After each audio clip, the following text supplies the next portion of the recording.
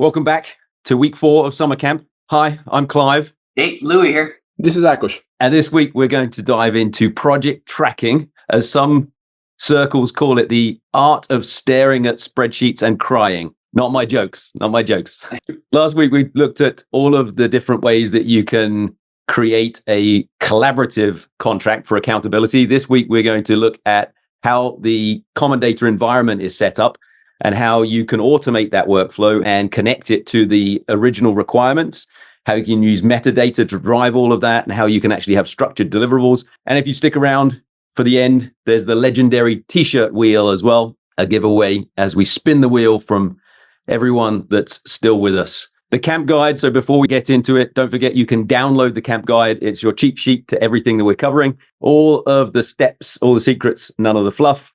You can see that we've traveled along this path so far, the planning and contracting pieces. And today we're going to look at the tracking. Next week will be the handover and how we can go through automating the model checking. And we're also looking for feedback and comments. As you go through this guide, let us know if there's anything else that we can do to add either to the guide, to the workflow, or to the training material that we have for you. A couple of weeks ago, we looked at where projects go sideways. Unfortunately, you have many task lists and no file naming standard survives first contact. We're going to show you today how you can fix that. But yeah, basically we're reinventing the wheel every project, every single, and it becomes frustrating where people say it's not in my contract, so therefore I'm not on the hook for it. I don't need to do it. But unfortunately, what happens is we have situations where people think that they've got the right file and they maybe haven't. Maybe they're checking something and the model is still half empty.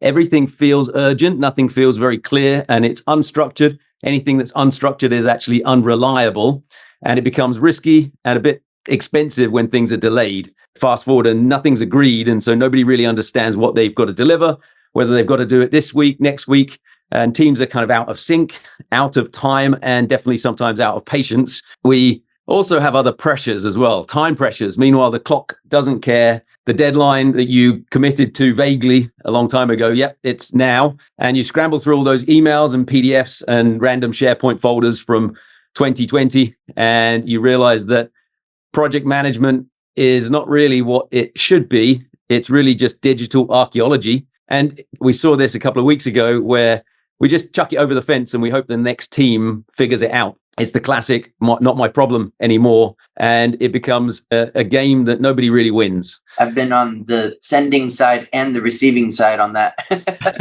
Getting hit by the deliverable as it comes into your silo. I used to chuck things pretty good too. Well, I mean, this one hurts. And, we make fun of it because it's a cartoon here, but it really is this process where everyone has their own to-do list, and you end up having one person trying to herd cats and asking, can I have your project status report? And then when people give you the status report, it's not always as clean and simple. It can be sandbagging, it can be over-promising, under-delivering, it can be trying to get paid. Akash had a really good point the other day, just saying why is this even a role to be tracking everybody's work? That's not management, right? That creating a status for a status report and having to go back and forth, it should be much more transparent. We should all be on the same page, and we should all know what the status of our tasks are and others, and way more transparent rather than having to go through this step, which we're kind of just used to anyway. But why does it exist?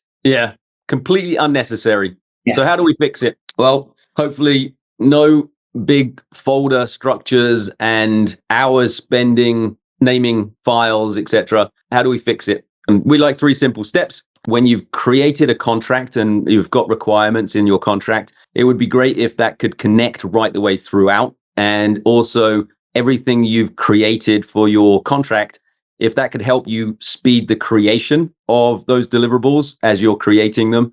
And then if you could automate that workflow, that would be good as well. So we looked at all of these things. It sounds quite challenging to do, but let's take a look today at setting up your CDE with smart naming and filters, how to connect into resources like Autodesk Construction Cloud, how to use your requirements and maybe with a Revit add-on to be able to put them into Revit, how to use them in Celibri and ArchiCAD and a whole bunch of others, and how to use work packages that we'd set up and how to start the checking process and the automation in the checking. So there's a lot to cover.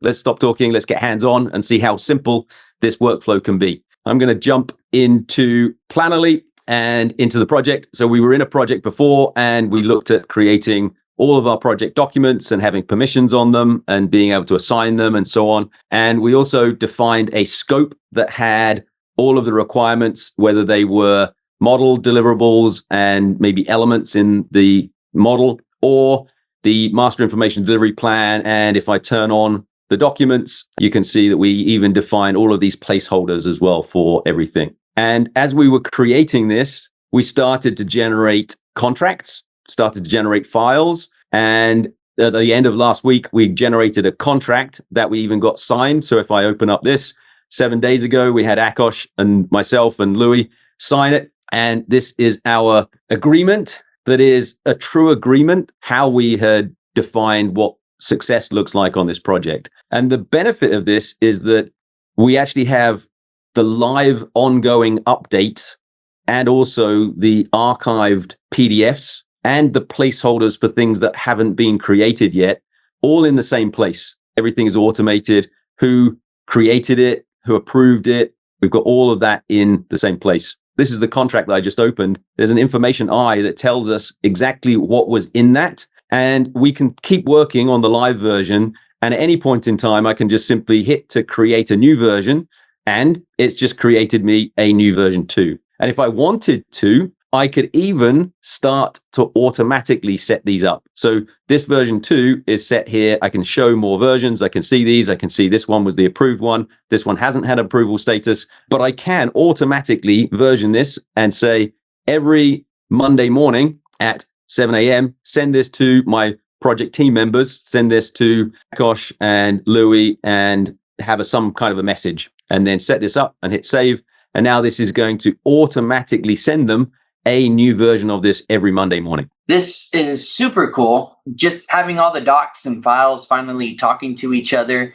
No more digging around through tons of folders or second guessing which version is the latest. It's all synced up, clean, and easy to manage. It seems pretty easy to manage, but we also might want to have more information than what's set up here. And in order to do that, we can start adding metadata columns in the columns dropdown and just say add column. And inside of here, we might want to start to define maybe the file type as a piece of metadata. And I can add a few of these. Maybe they are things like the model, and we have an abbreviation of M, and maybe it's the contract and an abbreviation of C. There are pretty cool use cases, actually. So working with teams, yeah, it really depends on what you want to collect and what metadata is really relevant for the project. So I saw some teams adding, for example, location information. Is it tower A, tower B? Is it a first floor, second floor, wherever it belongs to? So now you would also be able to start using that metadata for filtering in the future as well. Yep. And so if I'm going to default just to say select, and then it's now a file type drop down. Let me close off the left-hand side. We can see it. Maybe you guys could go into this and start filling in the types so we can see them in here and start to, but I can just basically say this is a contract, and then this is now defined. I could add as many as I need to start managing this. So I can see some things are models, some things are contracts. These are all being selected by Akash and Louis. If you're in the project, that'd be great. And what we can do with these is start to add filters that would automatically, based on that metadata, start to put them into these filtered folders on the left-hand side. At the moment, we've just got this all files, but maybe if let's filter for just models. And then because I've got a filter defined, I can now save this as a new filter on the left-hand side. And I'm going to say that this is our models folder. And then I'm going to create another one for, let's say, what else have we got? Contracts. So I'm going to create a new folder, filter for contracts. And I could just duplicate this one and then change it. So let me just filter for contracts.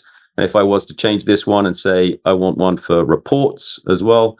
And now I want to update the filter. So I can have my contracts, and then I can have my reports. And I want to say that this is reports. And then one other, let's have 3D models in here as well. So I could do this as being models. Let's do a drawings folder as well. So I'm going to say drawings, save as new filter, and I'm going to say drawings. Okay, so now I've got my filters set up. and they could be filtered for a team as well. And we could start to define a lot of metadata and a lot of different ways to filter and set these up. But one of the beautiful things about this is that we have file permissions based on the actual file itself rather than just on a folder. And what we're able to do is define the team's access, whether all teams have access to it or whether certain teams have access to this file. And based on that, other people can see that file or do not see that file. And maybe if we show the permission for, let me jump in and see Michelle.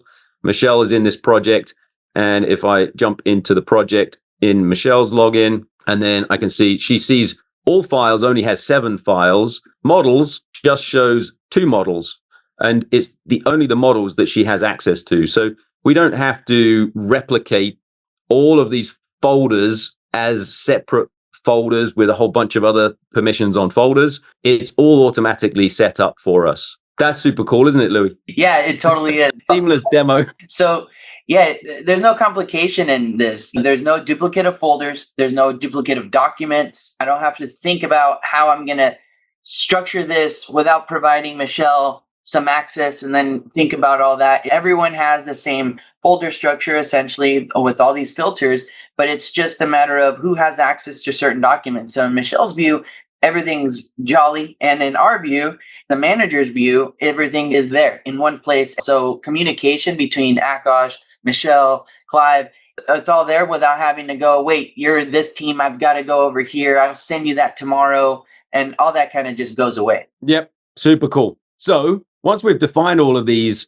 as filters, that's cool because it basically automatically filters them. And if I have maybe one that's contracts that's not approved and then contracts that are approved, I could even filter those out and provide access to certain people with the ones that are approved, and ones that are not approved just go somewhere else. But we also have to, in ISO 19650, think about naming conventions and naming standards. And inside of my project, when we've got all of these files, it would be really challenging to force everyone on a project to name their files in the same way. And we also think that this is probably one of the most discussed and one of the most challenging things to actually do. So we said, why don't we automate this? So we put a button for the file naming standard. And instead of you having to force everyone, you can actually just say, I'm just going to add some fields and make this a part of the process. So if I've got a project ID,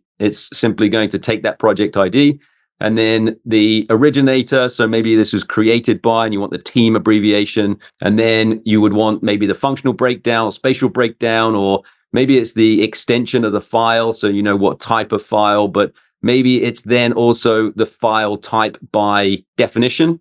Obviously, there are standard ways in national annexes to go through this process and make sure that it fits for you. There's also the need for everything to be unique. So maybe we would have a version. We would also want the unique number to be added. And if I hit now save on this, we now see that we have a specific naming convention that's automatically created. I haven't done anything. And as soon as I reversion this, or as soon as this new version goes out on Monday morning with the latest and greatest contract information, all of these are automatically updated for me. You know what? I think this is super cool. I see teams that one of the first things that when it becomes to implementing ISO 19650 or just working together in an environment is the challenge of finding the right naming convention. And when we start putting together these strings manually, that's a real administration burden and the challenge to really understand what the files contain. Not to mention cases when there are multiple teams, some of them are more advanced and they introduce their own file naming convention already.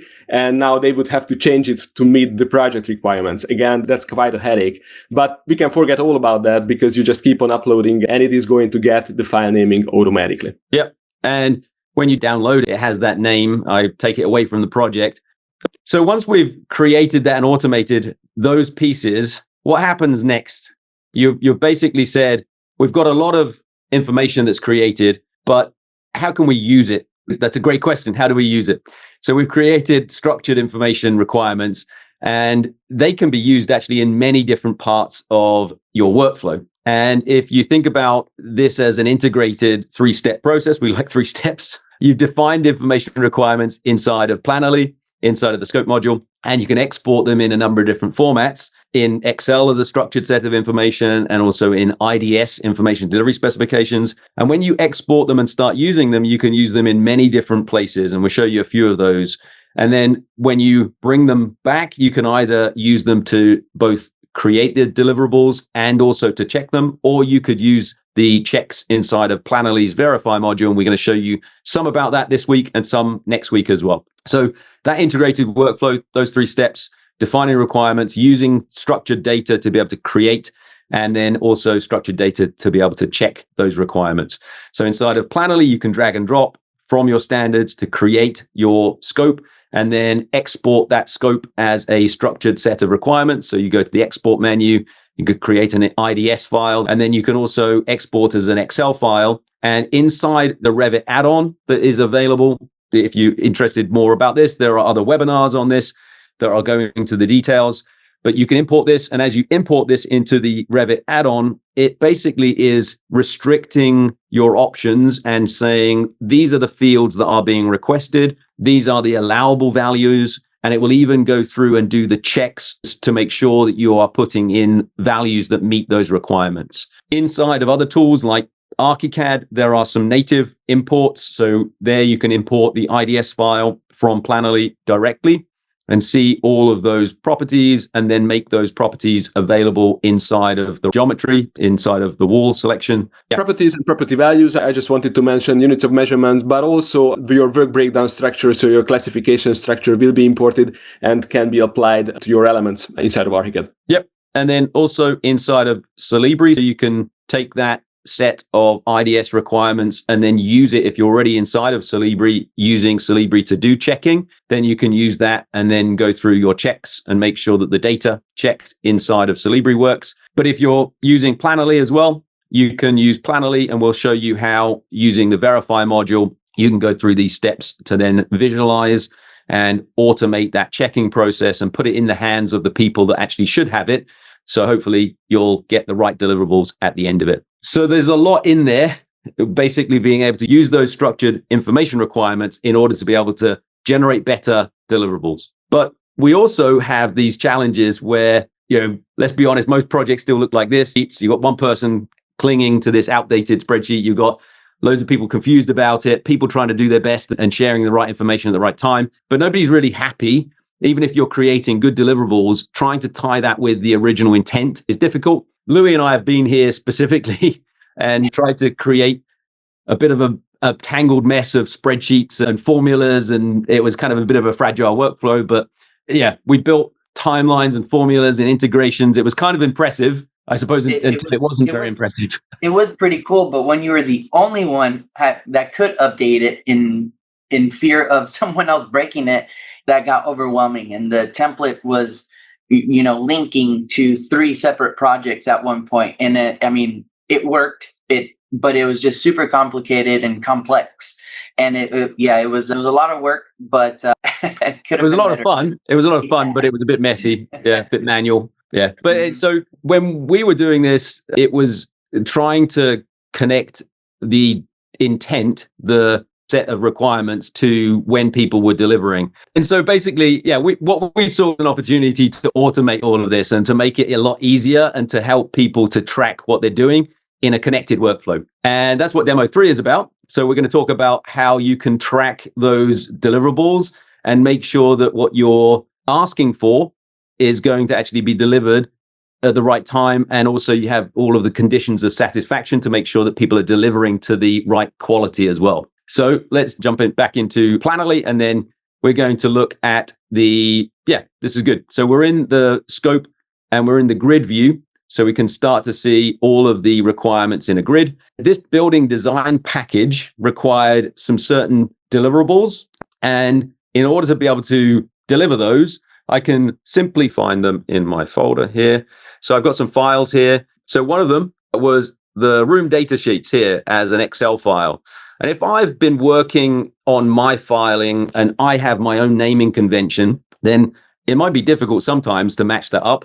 But if I also am working on different forms and formats, and maybe I want to drag and drop this one and say, this is my room data sheet, I'm going to drop it in here. Well, it's going to check to see whether I'm uploading the right file type. It's going to ask basically a lot of questions as I go through this process. And actually, I'm not going to be allowed to upload this as the file here because it says I'm looking for an XLS file rather than a PDF. Okay, so let's grab the XLSX and I'm going to upload that one to the room data sheets. And I'm also going to upload the PDF to this one. And maybe this is a bit out of order from a bit out of sequence for our process. But now we can see we've got these two that are uploaded. And it means that I've started this task. So I'm going to now move this task to be in my started status. So just like that, we have a way of updating my deliverable based on the set of requirements. And now it's not only connected, but it means that it's got the history as well and the thread of who's requested it, what they've requested, when they've delivered it, and so on and so forth. So now I've got here where I've changed the status. Actually, this file will be uploaded, and inside of File Manager, if I go to File Manager, look at Files, and I look for my room data sheets, here they are, and I can see exactly who's uploaded them, and it's already automatically named those files for me as well. Yeah, what I think is really super cool about it is that the management of the document requirements and uploading the documents can happen in the same place. So it's not like having a set of requirements in an Excel sheet and then somewhere file storage and you just dump a lot of files and good luck finding what you uploaded. But actually everything is really traceable. You see who is responsible for uploading what, you see when it got uploaded, but also you can start tracking the statuses of these deliverables and tasks. So you really see how things are moving from a pending status to a completed status, which is the end goal of the entire project. Yep, exactly. And if we look at that as one way, there are actually a bunch of different ways, but one of them is being able to just drag and drop into the grid of requirements. Another way is using a lean approach, which is this Kanban view, where we can start to see all of the different statuses. And here I can see this is the task that I've started. I can drag and drop this one around. And maybe what I actually want to do now is act as the mechanical team. And let's choose this as the work package that we defined last week, I think it was. And now this even more hones the view for me as the mechanical engineer. And I can see that I've got this task that is approved and ready to be started. And I can even open it up and see what the requirements are.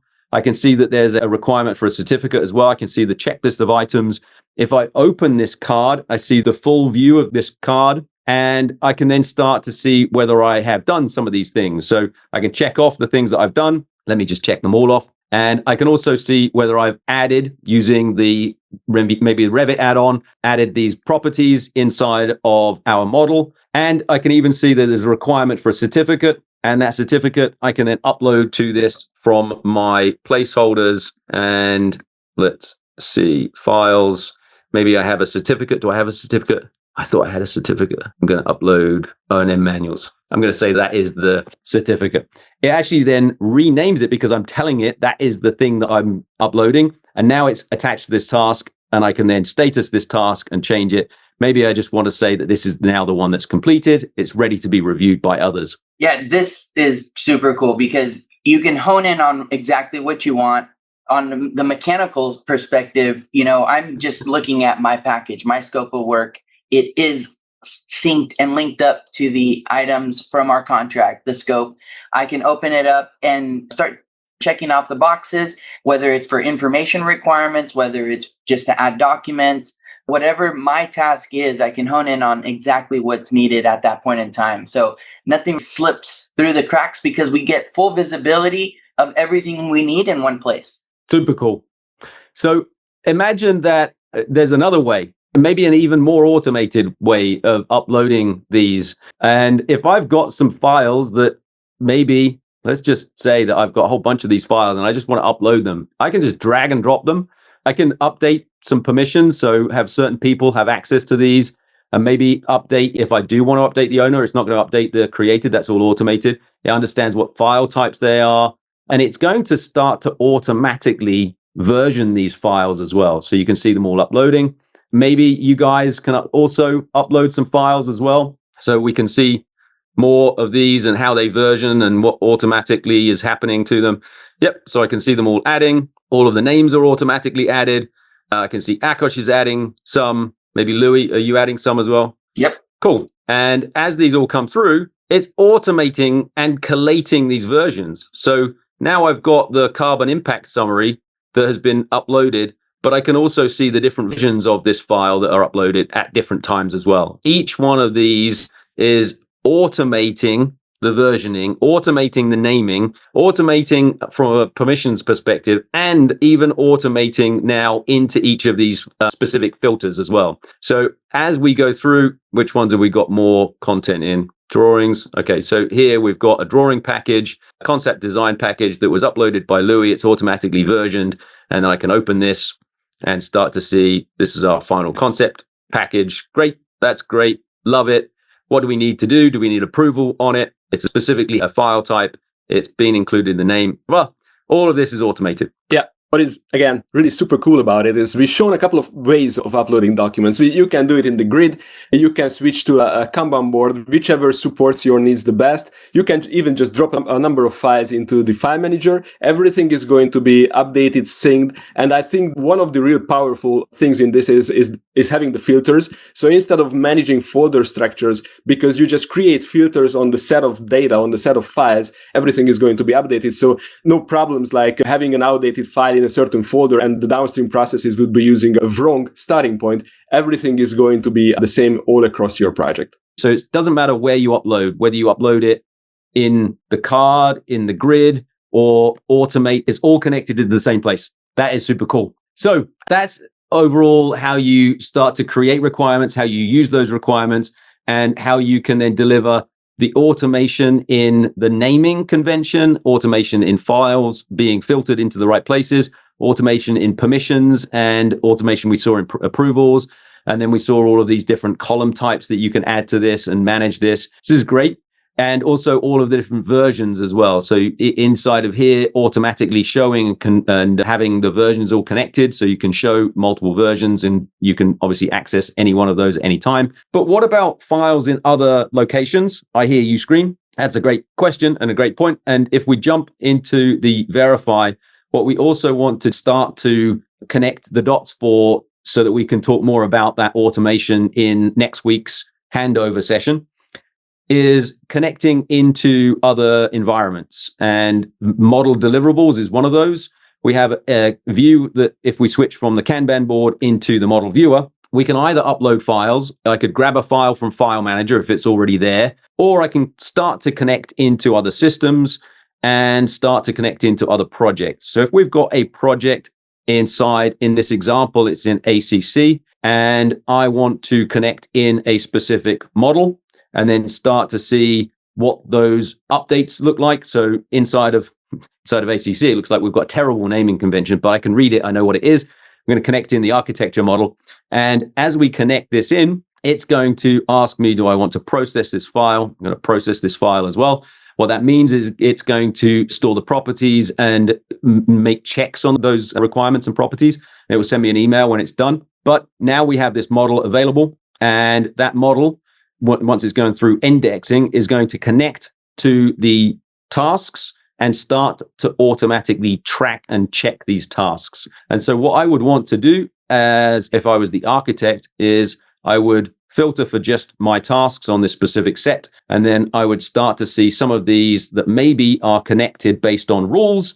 And this is something that we're going to go into a lot more about linking, about checking, and about even exporting all of that linked data as a handover data set with all of the COBie in this format, all of the properties, anything that you have created and you filled in a value, you can then export that if that was a requirement. Every time you update the file inside of the other CDE, connected CDEs that you're using, these would automatically synchronize as well. So you don't have to upload this file in multiple places as well. So we'll see a lot more on this next week. Yeah, that was a sneak peek already to episode 4 or 5, whichever is coming, when we are going to talk about validating the model and talking about model compliance. But the other beauty is, what is really super cool is that we can now link into, for example, to ACC to grab the model. So your Planite project can really act as a single source of truth even though it might not be in a single location. You can grab pieces of information and deliverables from different sources as well.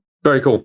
And just so that we can kind of see this in action, don't do what I'm doing, but just so that we can see, oh, I didn't even have a requirement. Hold on. Information requirement. There's a fire rating on this one, and then it checks it. Great. So we can see that we can start to analyze and evaluate whether the properties that we have asked for are actually meeting the requirements. And we're going to go through all of this and how you do that per work package and how you report on that. We're going to even talk about when you're exporting some of these. We've talked about the docs and the scope. Then we'll also have verify reports, and you can start to see that these are basically a report showing how you're going against progress.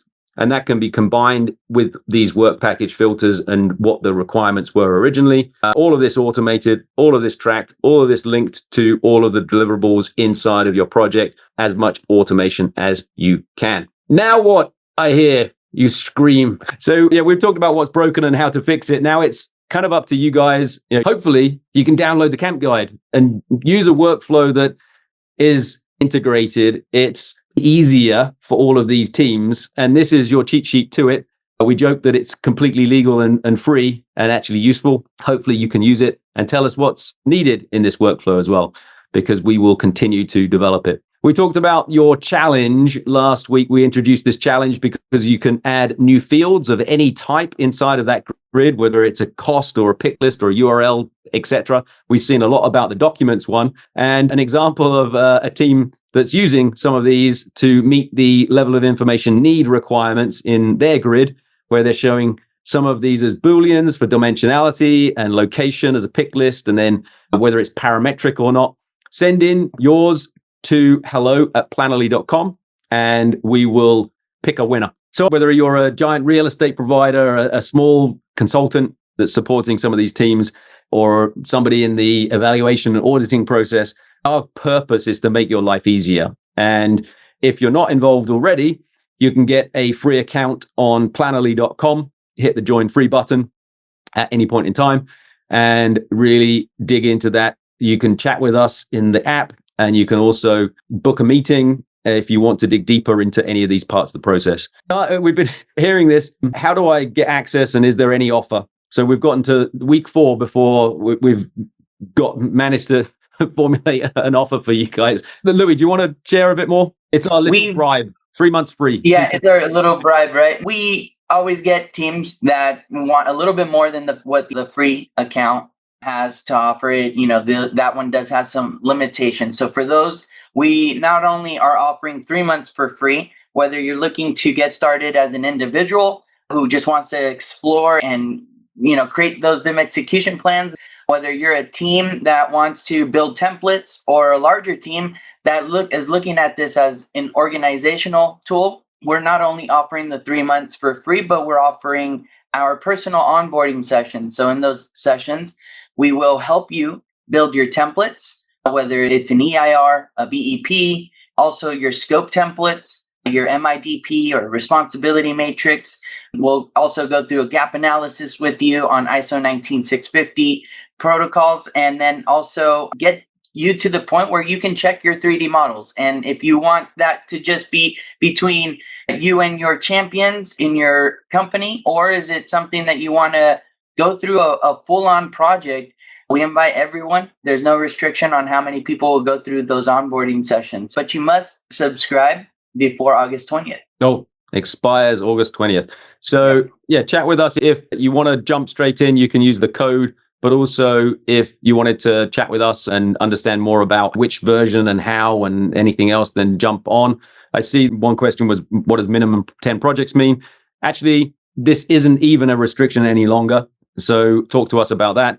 We also have consultant plans and training plans and university plans as well. I think more on that as well a bit later. But yeah, we want to get this in your hands and join some of those teams that are already using it. If you want to just learn more and generally get understanding about BIM and information management, then we have our basics through advanced expert and learning more about ISO 19650. All of these training courses are free of charge.